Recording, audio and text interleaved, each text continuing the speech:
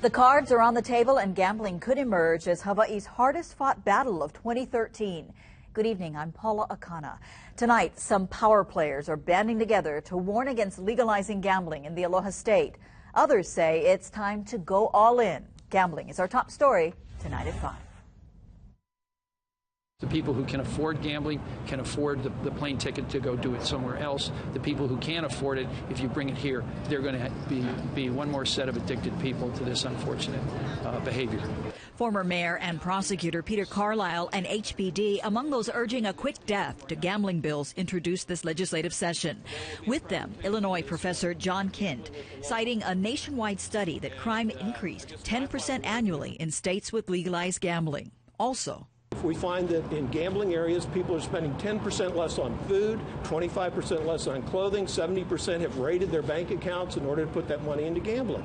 And where does that money go? It's going back to Las Vegas. It's not going to stay here in the islands. Senator Malama Solomon introduced several gambling bills this session, including a lottery and one that calls for a standalone casino in Waikiki. As a matter of fact, I'd be happy if we got the convention center, and use the lower floors for gaming possibilities. We're carrying a tremendous debt on that facility right now, and we're not creating enough venues for even that facility to sustain itself. Solomon says she looks at the issue from an economic viewpoint that despite what some may say, we really don't have any other alternative this year. I just feel they're all in a state of denial.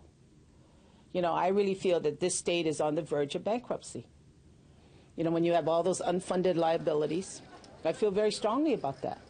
Still, opponents of gambling say it's not even worth the try. We're afraid is going to happen here is that gambling is not going to increase the size of the pie. It's just going to bring a pig to the table that everybody is going to have to take a smaller piece.